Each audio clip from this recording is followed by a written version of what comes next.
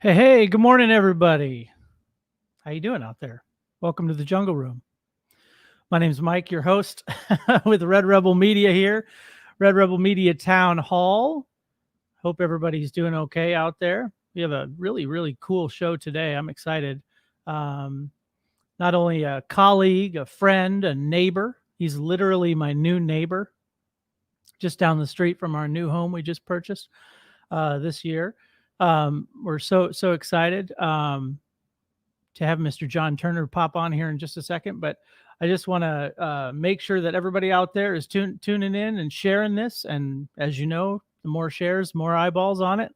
This is a really great message today, and you can educate yourself on Lincoln, Nebraska's homeless situation and how unbelievable heroes, absolute heroes out there are trying to combat the homelessness in Lincoln, Nebraska, especially during these crazy times. I don't think it's getting any better. But I'm curious to find out the status of it and kind of how things are rolling. Lincoln's always been really supportive of low-income people and giving options that I know of and have known of, and I always donate to those places. And so I want to make sure that people are in the know about these kinds of things that are going on in our city of Lincoln, Nebraska. So let's just welcome him on now, ladies and gentlemen. Let me get this going. There we go. Mr. John Turner in the house. Can you hear me, buddy? There he is. Awesome. Welcome, my friend. How you doing? I'm good, neighbor. Good, yeah. And let's talk about that just for a second. Right. As a preface to all this amazing knowledge that you come with this morning. First of all, welcome to the show. So we moved in the near south neighborhood here, and I had no idea you lived literally 3 doors down from our new house. Yeah, I heard there's a musician that moved up the street. You might know him. And so probably for about a week, I was trying to figure out who it was. Mystery musician, yeah. And it's like the 3rd or 4th musician on this street. Maybe I know. More. Yeah. When I started looking around, there's like even more. It's unbelievable. Yeah. So I'm so excited. August 15th, we're going to try to do a little yard jam in the midst of a pandemic, as safe as we can.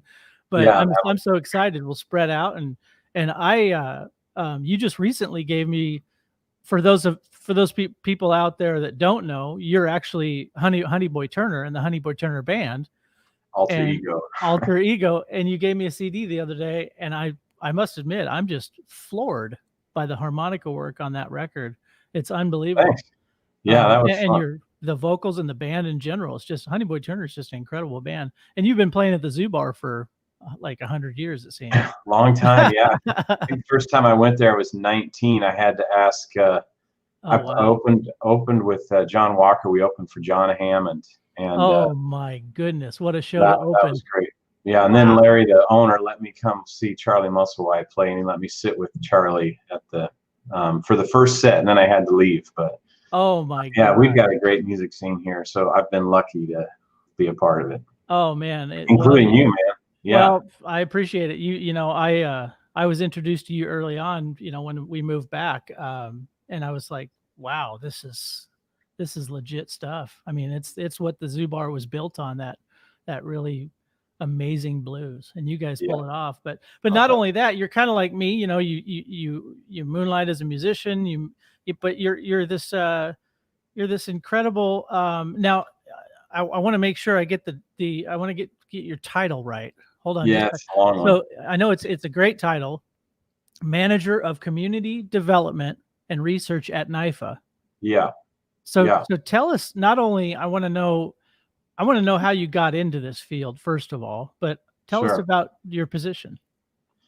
All right. Well, you want the position first and then the history, or just? Well, why don't you give us the history first? I'm very excited to hear about this. Yeah.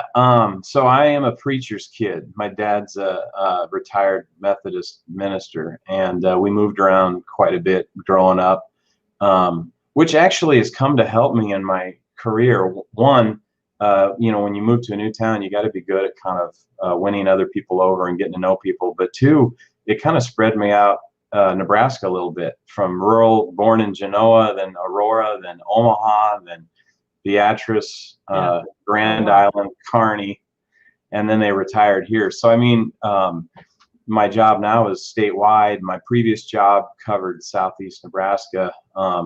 And so it's nice to kind of have that rural and urban. Plus, I've got my wife's family they're farmers, and so I've got some of that agricultural history, which has been nice.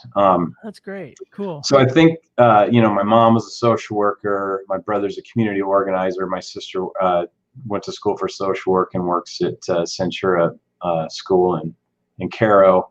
We're all kind of in this helping profession. But when I went to Nebraska Wesleyan, I didn't know what I was going to do. I remember being pretty scared of college. And, after the first year of kind of the social life, realizing I probably should take this more seriously, I took an intro to social work class with John Krejci, who's always been kind of a mentor to me. He's a great leader in Lincoln and, also organizer, John and Jean Krejci. And that intro to social work class said you got to do volunteer work. So my first volunteer position was at Friendship Home. And so I went there once a week for a little while and just hung out with the kids, while their parents were getting counseling, things like that. Wow. And that was really impactful. And so I liked the way the classes felt. I liked the kind of organic nature of learning.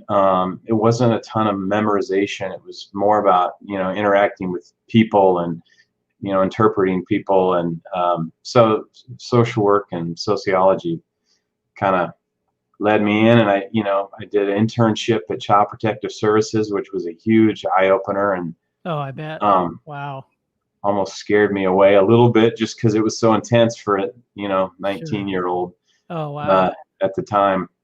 So I've run the gamut. I mean, I worked at a psychiatric hospital in Seward. It used to be there, called Rivendell.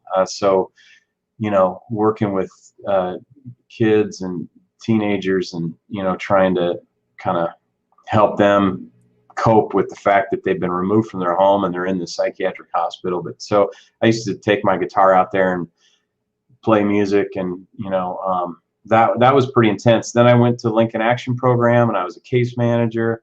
I did case management work for a long time, frontline work. So I did home visits. I had, people that were on, some people call it welfare, but, aid to dependent children, or TANF is another term. And then I got a director job at Lincoln Action running their first HUD supportive housing program. So then I kind of stepped into that role of director. I had AmeriCorps members, and that was an interesting time for me. I was playing in a band a lot. We released a CD, and that job was pretty stressful at that age. So my wife and I kind of said, maybe we should join the Peace Corps. We were kind of trying to find ourselves. Oh, wow. And we did it backwards, though. We quit our jobs and then applied. And it took forever. We ended up selling all of our belongings and going on the road. We lived with my folks for a while. We lived with Melissa's folks for a while. Wow. We toured the Southwest, and then we ended up in Madison, Wisconsin, of all places. That is wild. Yeah, I had friends there. My brother lived there for a while. It's such a cool town. Oh, it's fantastic. So we kind of scrapped the Peace Corps idea and went to Wisconsin. Wow. And when I was there, I worked at a tenant union. I remember standing on the Capitol steps once with a bullhorn arguing for tenant rights. We were trying to convince landlords to take Section 8 rental assistance, and I did tenant advocacy stuff. And I worked as a case manager again. I worked at this old YMCA that was converted into a single room occupancy apartment complex. So we were on the first floor and all the tenants lived upstairs. And at the time I didn't realize it, but that was a pretty innovative program. People coming out of prison, probation would stay there. People coming out of treatment. Sure. We took the people we worked with to this organic farm and went to a pesto fest. We made breakfast together. I mean, it was very peer driven, and so that was fun too. Nice. And then we had our son and moved back to Nebraska, which was really the right decision. I could go on forever, I guess.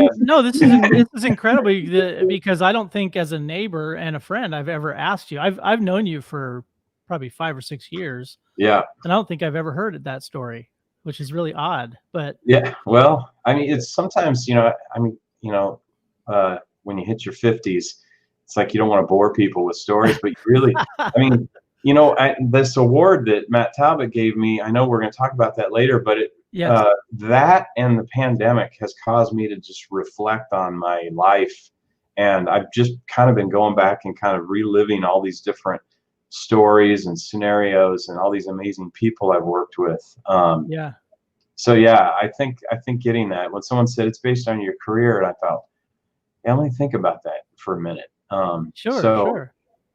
When I go ahead. Amazing. You've seen a lot of, it's funny because your story kind of mirrors mine in a little bit, to where on a general sense, not that I went into all the things you went into and I went into all the things I went into, but on a general sense, I basically grew up in a situation where I traveled around and I had to meet people very quickly because my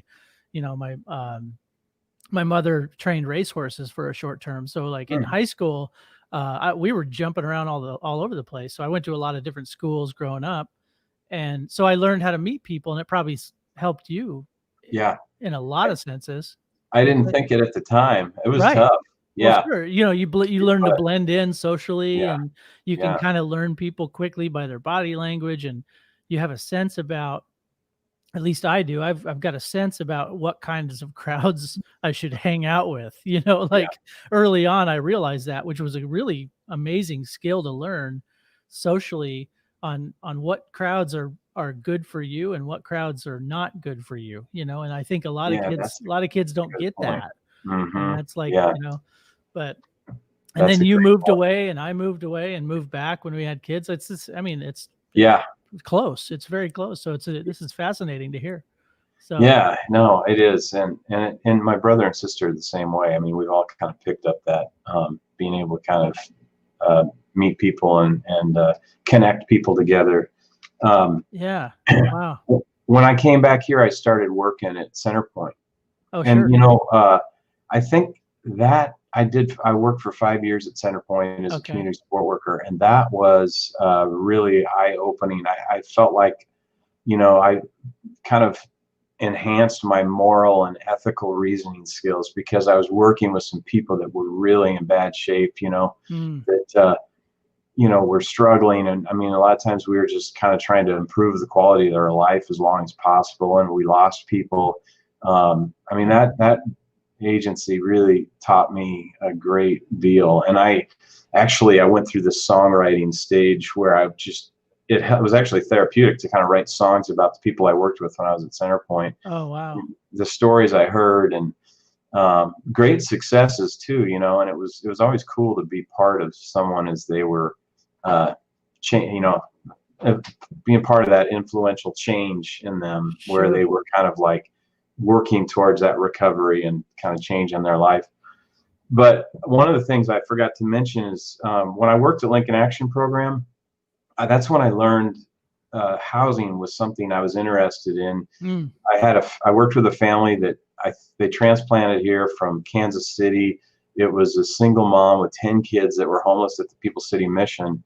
And at the time, 10 kids. That's incredible. At the time, they came here to kind of find a better life. And there was a crisis house that the Lincoln Action Program owned, and it became open, and so I housed that family. And I remember picking them up in a van and driving them to this home, and that feeling of hope, and that they actually were getting out of a shelter and into their own place, and that stuck. And so I kept housing as always my specialty ever since then. So that became your inspiration. Yeah, there was always a housing element to what I did. When I worked at Centerpoint, I worked really closely with the Lincoln Housing Authority, and I helped get people on Section 8, and I started meeting landlords, and then that led to my job at Region 5 Systems, which really then just took my career and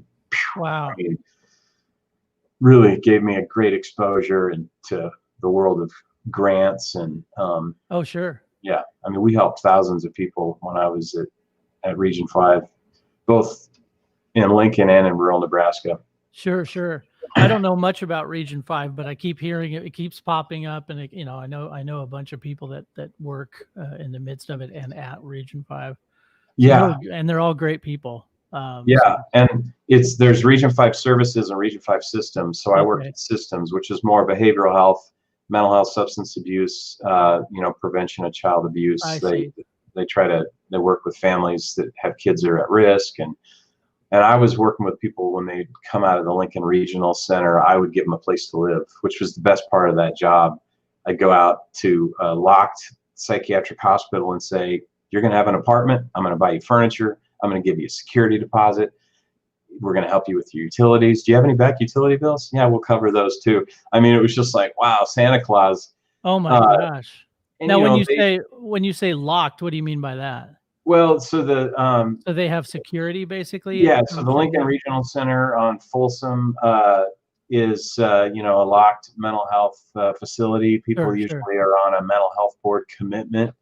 So, if somebody was a danger to themselves or others, they ended up at the crisis center here in Lincoln, and then they met with the mental health board. And if they were not able to stabilize at that point, then they would go to a longer term facility. Always with the goal, though, that they would return to society. Sure. This money that became available is pretty unique to Nebraska, and it helps with the finances, because that was a lot of time the biggest deal. It was, I don't have the money to pay a deposit and rent. Well, right. They're just kind of they're at a holding point, right, for where they can take that positive next step. Yeah. Wow. Interesting. Yeah, and that program was hugely successful, and it expanded. We ended up, when the recession happened, we got a HUD Housing and Urban Development grant to do homeless prevention and rapid rehousing, which is a lot like what's going on right now with COVID, where there was the Americans Recovery Reinvestment Act just dumped a bunch of money into communities saying, hey, let's get people housed quickly. Sure. And that's what's happening now. They're dumping a bunch of money saying, we got to help people that are at risk of eviction. We got to help people that are homeless because of COVID. We got to get them housed. And I know that's good. Well, and it's an interesting transition into how this show started, talking about COVID and the effects of COVID on your business and your person. And that's got to be a huge, obviously I can't wrap my mind around what it would be like to just have the rug completely pulled from underneath you. Thankfully, I'm able to kind of stay afloat with my business and, and still play a little music for people from time to time. And, my life hasn't changed that much. I'm one of the lucky ones. And I don't want to take that for granted, but there's so many people. I can't imagine what your world's like right now here in, feeling the numbers kind of increase. I mean, have you felt it, or have you seen it already, of people that have lost jobs and that's emotions? Yeah. So that what I'll bring up now is, so all of that time, all that I've kind of talked about, I had built relationships with other partners. So I've always been involved in Continuums of Care, which in Lincoln, it's called the Lincoln Homeless Coalition. And that's where you have a consortium of agencies coming together to work, towards a common goal of preventing and ending homelessness. So in 2018, when the Nebraska Investment Finance Authority offered this position to me, Manager of Community Development Research, what I had experienced was there needed to be some kind of a position kind of that provided like statewide technical assistance and linkages between programs, just to really foster the belief system of like a homeless coalition of landlords need to be talking to service agencies. And how do you bridge all that? How do you provide technical assistance to help somebody learn quickly how to help folks? And so NIFA has let me continue that role.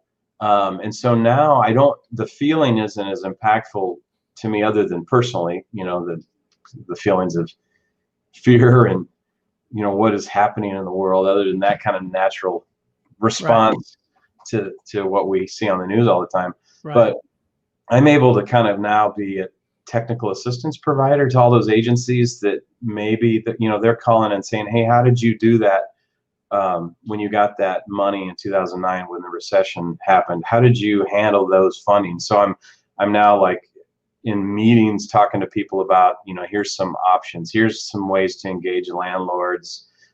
This is what worked for me. So it's almost like a teacher of sorts. You see. And since NIFA does such a bigger system level of housing development, like actually financing to build apartment complexes and help people buy homes, and a whole beginner farmer rancher program, we have this kind of bigger system level.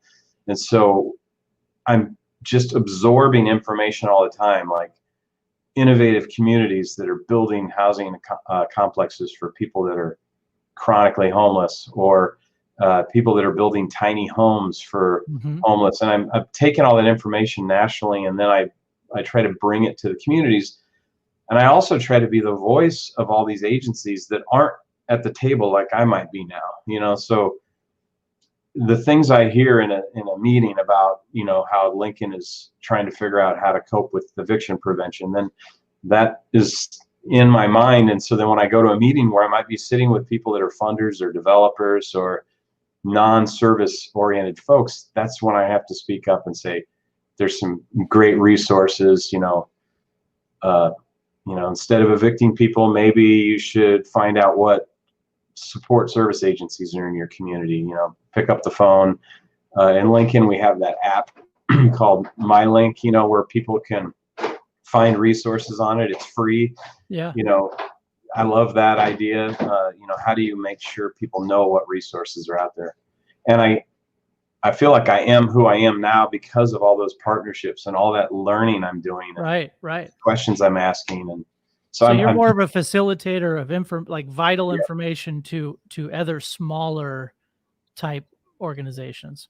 Yeah. And people. Yeah, exactly. And maybe being in that room when that light bulb comes off, and then how do you foster that idea so it continues to grow? One of the things we're doing now at NIFA is we have a conference every year, and we had to cancel that conference. And we're really good at connecting people and doing outreach.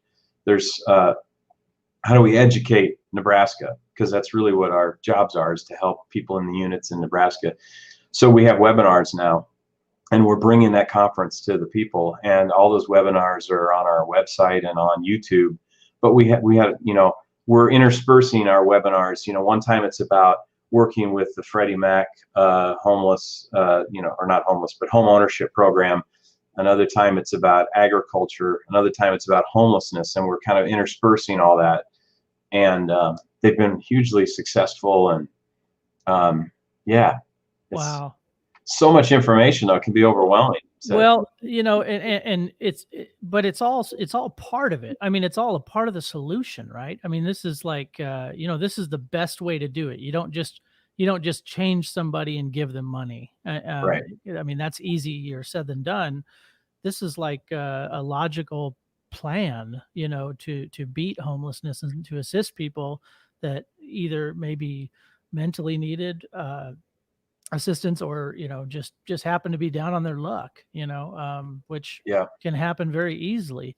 I actually took a trip downtown Lincoln to grab some food, some carry out last night, and I hadn't been down in probably a week or so, but I looked around and there is there's signs of homelessness. I mean, it's just a fact, and these people might not know that these programs exist. And so I guess from a homeless person's perspective, can you tell us how an individual like that, let's say I end up out of work, I get laid off, and I have nowhere to turn, and here I am on the streets. Like, what's the steps from that point? Can you kind of talk a little bit about that? Yeah, I mean, it's a lot of people say that many of us are just a couple paychecks away from homelessness, which is true. I mean, living paycheck to paycheck. That's true. Yeah, and that's the fear right now, is because there was that eviction moratorium. that you couldn't evict during that period of time because of COVID. There's a fear that there's a whole bunch of evictions about to happen. So how does Lincoln intervene quickly to divert that person from homelessness and keep them in the unit? That's the ultimate goal. But it's always sad when you think about somebody kind of losing all of those resources and maybe even that family support or not having that support and having to end up on the street. Right after the recession that I kind of keep talking about, there was we learned a lot during that process. A program called Rapid Rehousing started, and the idea is get someone out of homelessness as quickly as possible, because that despair that they felt, and to get to that point where they're actually on the streets or they had to go and live in a shelter, how do we get them back into society, back into an apartment quickly? Because over time, that depression, that despair, you just lose hope. Right. So there are people that I see downtown that I actually housed when I was at my last job, and that's the part that I always struggled with, was I could house just about anybody, anybody if they had the really rough criminal history, because of my relationships with landlords and the flexible funding I had. But some people, it's just hard for them to stay in an apartment and kind of do all the things that they need to do without some support kind of guiding them along the way. Right, so do you think that maybe they're scared to take that next logical step, that somebody that is a little maybe clear-minded or has a goal in mind instead of that hopelessness? Do you think maybe that's it? A lot of fear to take that next step because of failure? Probably, yeah. Okay. You could be right. And I mean, obviously, the folks that are the most challenging are what we call our most vulnerable population, are people that have severe and persistent mental illness, substance abuse issues, medical issues. And when you combine all that, it's like, how do we keep you alive as long as possible? So there's a new system called Housing First. It's not new, but it's something that it's really new. Probably for a lot of the viewers, there might be people that never heard it before, but in the world of homelessness, we've been talking about it for a decade. But Housing First is, I'm going to give you an apartment first. You don't have to jump through a bunch of hoops. Let's get you into a place. And then when you get them in a place, you build trust with them. Sure. Hopefully their drinking diminishes because they aren't on the streets trying to survive the cold or the elements. And so then you build services into their life after they're housed, and you're trying to keep them alive as long as possible. And we got a grant when I was at Region 5 that was targeted to chronic homelessness, and it was a partnership between the Mental Health Association and Centerpoint and Region 5 and UNL's Public Policy Center and their Center for Children, Families, and the Law. So there's a lot of data. I'm kind of excited to see the data results of that program. I think they're going to be unveiled hopefully this year sometime. But cool. Okay. They housing people that nobody else probably would want to touch, and convincing a landlord to take somebody who has just all to give them those. that next step of hope. Yeah. So there are people downtown. I don't know as much now. I mean, I remember when I was at Region 5, there are folks that panhandle. We hear about those folks that maybe are just there asking for money. And we used to try to encourage people to, rather than give money, how do we give resources to those folks? We've got awesome street outreach now that Matt Talbot Kitchen and Cedars Youth Services and Centerpoint all do street outreach. So most of the men or women that you might see downtown that are homeless, if they've asked me for money, I might say, hey, do you know Matt with Centerpoint? And they're like, oh yeah, he's getting me an apartment next week. So there you go. They're probably all connected. And I bet you the Homeless Coalition knows each and every one of those folks and is trying to find a plan for them. Sure. Maybe they've had a plan, they've been housed and lost that. But I mean, they've never been given up on. So it's an ongoing case study kind of thing, where people down there are on the radar, at least hopefully are, on the radar for some people. Yeah, I'm sure they are. I mean, we've got, plus I didn't even mention the People City Mission, the homeless shelter we have here in Lincoln. I mean, there's so many agencies, it's hard to kind of name drop all of them, but that's why when I talk about the coalition, I'm thinking of these, 40 plus agencies Sure. And Lincoln works well together. We come together, we learn from each other, we share with each other. That's something that I think, it sometimes gets us some national attention, maybe not as much as it could, but when evaluators come here, they're like, is there something in the water? You guys all just seem to work really well together. This is fun. It's funny because that mirrors not only the business side of the world, Yeah. but it also mirrors the music side of the world. And people can talk all day about, Lincoln being a music city, and it's that's part of it. That's, for me, it's the same notion.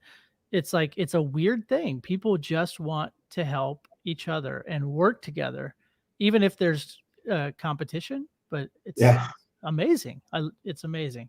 It is. Yeah. And you'll see, and this might be you too, but some person will be a drummer in one band, a guitar player in another band, and a singer in another band. You know what I mean? Sure. It's like, or, hey, I'm going to go in the studio. You want to come in and play some harmonica? I've done a bunch of those. Those are always fun. When I lived in Chicago, I was the first 2 or 3 years living there, I was so weirded out that notion and that mentality didn't exist. I thought it existed everywhere. So here I am going, hey, we should do a show. Yeah. What do you mean you don't want to do a show? Oh, you feel threatened by me? What do you mean threatened, man? Like, strength in numbers. Let's do this. Like, let's do this. All of us do this. Yeah. Well, yeah, you guys, I mean, I know we should do a show talking just about music, because I'd like to interview you about Sower Records and all. Oh man, well, all that was planted in the soil of what you're talking about. Yeah, I mean, it's the same notion. So it doesn't surprise me.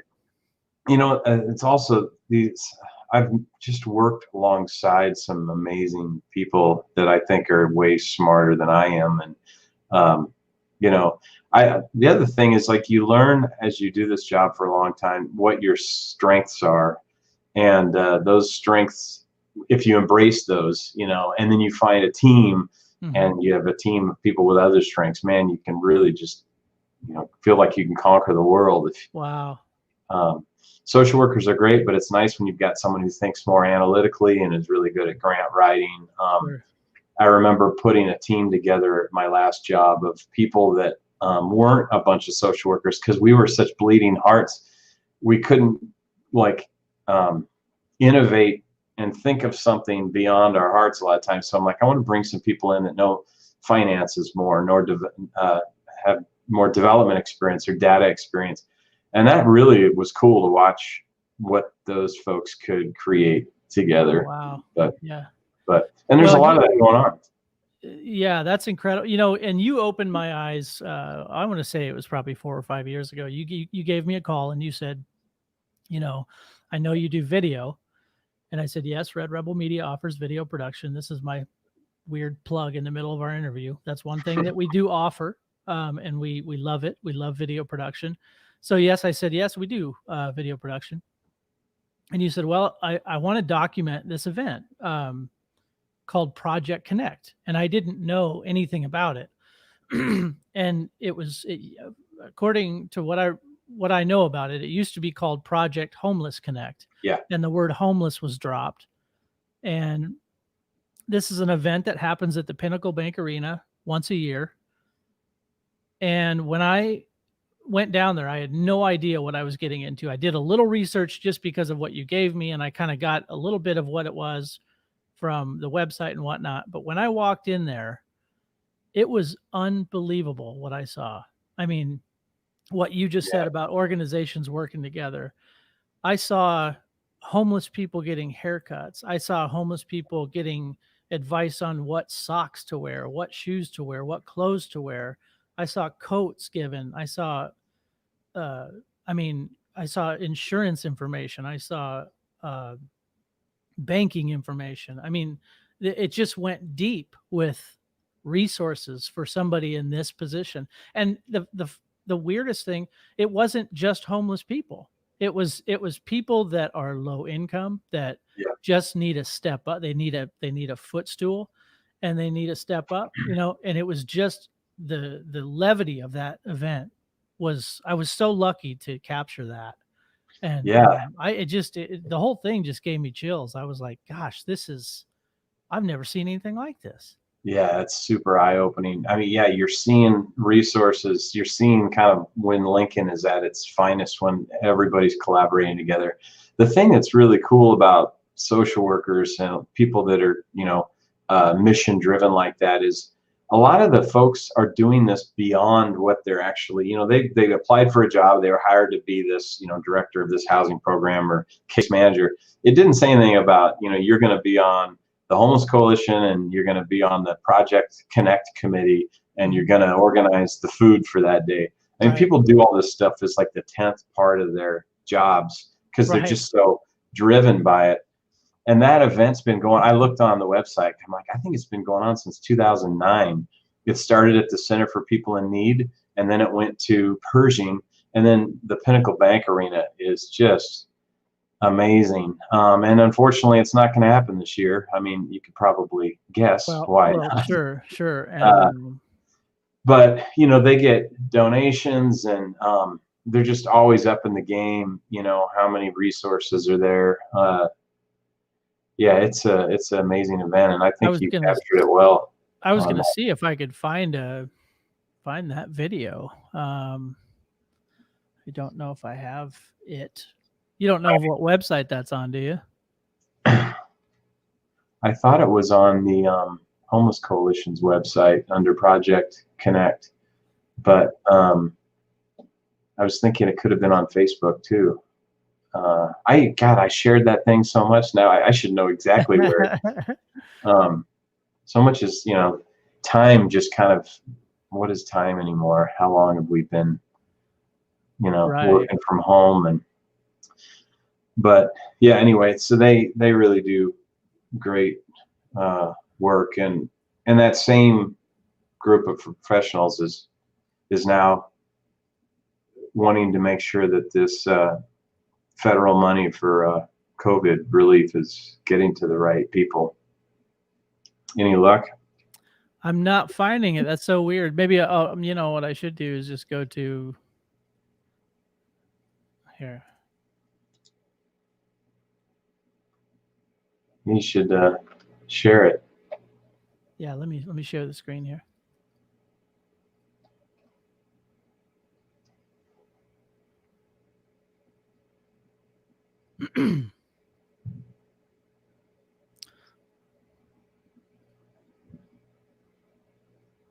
Oh, sorry, 1 second. Did you find the actual video? Well, I'm gonna share. I'm just gonna share my screen here. Oh yeah, I don't think that one is yours. This one's not. Okay.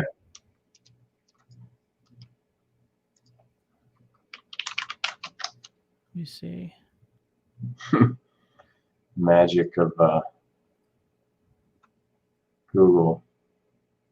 Well, this will give people an idea. Yeah.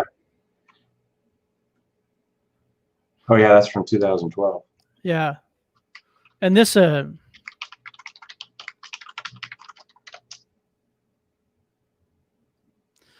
this is just this is kind of what it looks like, but the event that I did was like 6 times as big. Yes.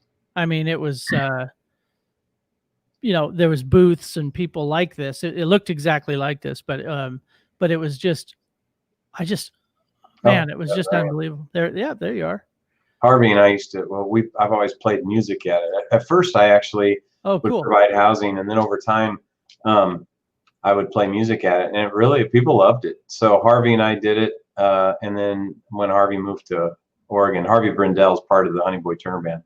Then Jared Alberico and his Super Blues Party came in, and people love it. Yeah, people dance. Someone came up and said, "That's the first time I ever heard the harmonica." Oh, nice.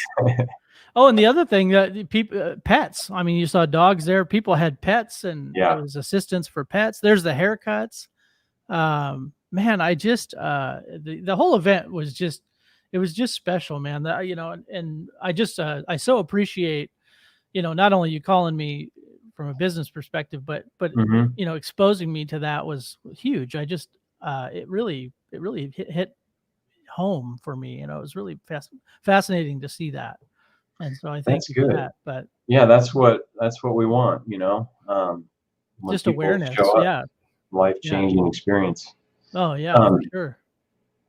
you know, I was just thinking I didn't really talk much about Matt Talbot, I which would kind like of to, yeah, inspired this. let's do that. I also want to ask you about your achievements. You're the current recipient of what's called the Compassion in Action Award, and that's given by the Matt Talbot organization. Yeah, And Matt Talbot, Kitchen so and Outlet you're the current recipient. You were supposed to be given that award uh, now in March. Yeah, in March, and yeah, now it's pushed out to next year. So you're going to be the longest recipient, yeah. There you the go. longest held current recipient. But Yeah, that was tell us a little bit about that and how and how that came to be. that. Yeah, that was a huge honor, and I remember when the director Susie Blue called me. I'm like, me? Uh, but when I look back again at my career, when I was at Centerpoint, I remember Susie saying, "Hey, can you come and talk about mental health, substance abuse, and the services Centerpoint provides?" So I went to Matt Talbot when they used to be like on that Antelope Valley Parkway. Was it on like, oh man, I'm drawing a blank. Was it on T Street, or they had their original location? It was Matt Talbot, and then it was St. Vincent de Paul shelter, Oh yeah, sure. thrift store. Anyway, so I remember talking then, and then I always just had this relationship with Matt Talbot over the years. When I worked with a team to get the cooperative agreement to benefit homeless individuals grant, the one I was talking about for chronic homelessness, Sure. that came out the same time that Matt Talbot's Bold Hope campaign came out.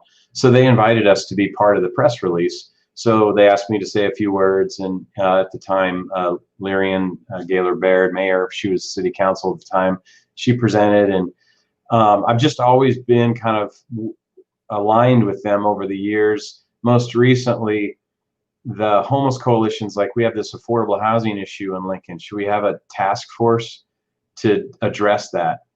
And so Susie Blue, Brian Seck from Lincoln Partnership for Workforce Development, I think is the title, with the chamber, and myself, the three of us kind of led a group and gathered tons of data about housing in Lincoln. And we said, when we're talking about people that have little to no income, we shouldn't use the word affordable, because it's going to be really hard for them to afford whatever the rent is right now. Sure. So we changed it to essential, because they have to have a roof over their head. Perfect. So we wrote the essential housing plan with the support of the coalition, and we just pulled all the info together and then wrapped it up in this nice shiny bow and created this one pager that described that if you don't do anything about homelessness, it costs the city about $35,000 per person per year. If you do something and house someone with a case manager, it's more like $16,000. So it's like half the amount. So you save the city money. Susie and all of us worked together on that, and then shortly after, she gives me this call, and it's they award this every year. It's I feel bad that I can't remember who else. It's myself and then an organization got the award, and every year they award this. Oh, and it so was tremendous honor. yeah, it was a Saint.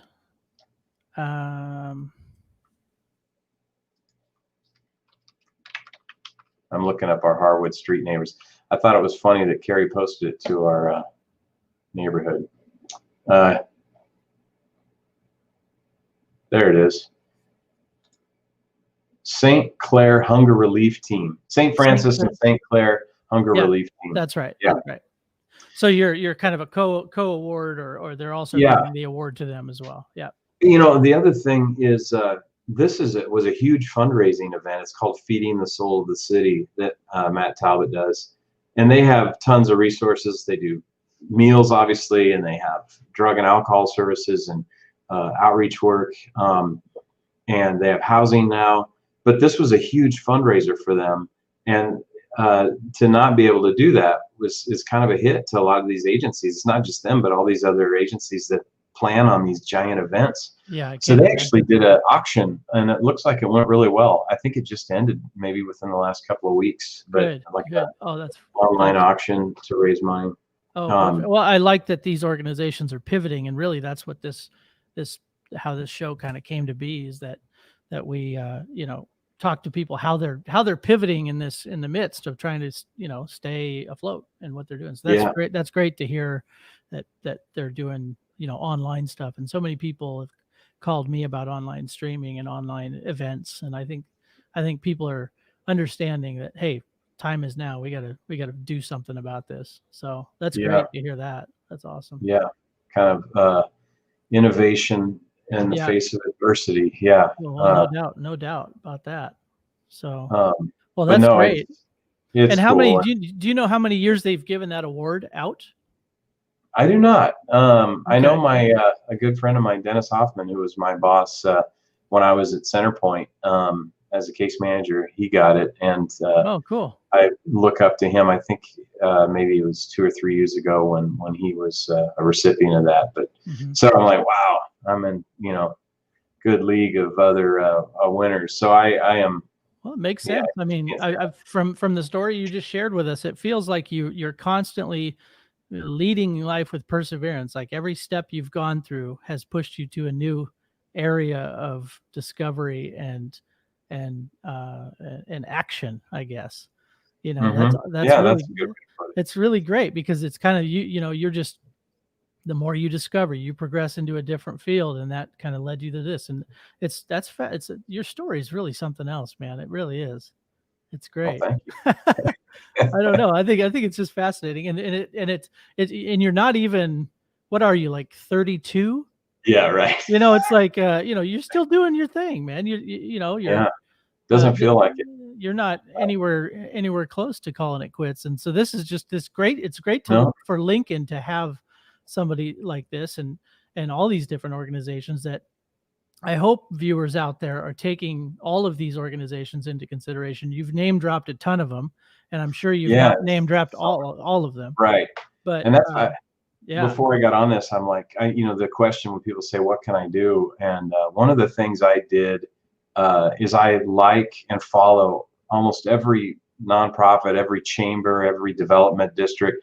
I follow all those on Facebook. So then when my page pops up, I see about events that are happening, and I try to share those. NIFA will push those out. I mean, NIFA's Facebook page is strong. We have, Twitter, LinkedIn, all that stuff. That's the way to get the word out. But that's also if you are keeping your finger on the pulse of all these agencies. I mean, Lincoln's got that Give to Lincoln Day with the Community Foundation, which is incredible. That's massive. Yeah. Yeah. So, I mean, at least you're aware of what's happening. Then you can pick and choose, what speaks to you. Is it kids aging out of foster care? Is it domestic violence? Is it the horrors of human trafficking? Is it homelessness? Education? What is your thing that you want to make a change with? So I don't know. Social media is pretty amazing for that. I know there's a lot of stuff on there we don't want to see. Sure. So skip that stuff and go to the good stuff. And that's what I like to do, but sometimes I get pulled the wrong direction and make a silly comment on the Journal Star website or something. Go down that rabbit hole. It happens to all of us. That's true. But it was eye-opening. I made a comment the other day on something, and I was like, oh, I shouldn't have said that. That was stupid. And then, I just kind of left it up there, which I should have deleted it. But one of my clients, like 5 days later, was like, oh, I see you're pretty active on the Lincoln Journal Star website. And I said, oh, man. Yeah. That's okay. You win, community. I'm done with that. So, stop and count to 10 before you hit send or something. Oh, yeah. Seriously. Yeah. No, I know. These are all organizations, but Give to Lincoln is huge. And we try to spread all of our donation dollars every year out to, the top. I think we give to like 30 different organizations. So we like to, spread it out, and, Friendship Home I've always given to. Cool. That organization is unbelievable. So I know. The amount of lives they've helped and affected over the years it's amazing. But But yeah, so I urge listeners to kind of dig deeper into what's happening out there. And if you can give, we were going to try to put a donation link up today, but really, just look around. I mean, these organizations are out there. You can find out more information, even if you do a Google search on Project Connect and all the organizations that actually go to Project Connect at Pinnacle Bank Arena. You can see for yourself all of these unbelievable organizations that take part in that and donate their time and their resources and even physical items to give away to these people. So I sure. encourage people to kind of look in that direction if they're looking to give, and if they can give right now. I know it's a tough time. So, but well, I don't want to take up too much of your time, John. This has been amazing, man. And obviously we need to do it again. There's so much that we haven't talked about and can talk about. So I will have you on again very soon, and maybe we can link in a third person. I love that. Well, I asked you the other day about and I'll just kind of plant the seed on this, because I know the hot topic right now is going back to school. How are we going to go back to school? How are our children going to go back to school in the midst of this? And I'm not going to lie, I'm super paranoid about it. I have serious anxiety, and I'm not even a teacher. I can't imagine what teachers are thinking right now. And, in fact, I know a little bit about what they're thinking. My brother and sister-in-law are both teachers, and I've got tons of friends who are incredible teachers here in Lincoln. So there's a lot of anxiety, but really my biggest question in the midst of that is, what happens to the lower income families that don't have a choice to go back or do remote learning? What happens to the families that have to put their kids someplace? They're forced to put their kids in this situation that, let's be honest, there's a lot of question marks. I mean, it's not a sure shot that there's not going to be an outbreak, and that's scary, man. That is truly frightening. So I asked you about that, and then you mentioned another gal's name, but maybe we can get her on, and that'd be great. I'd love to.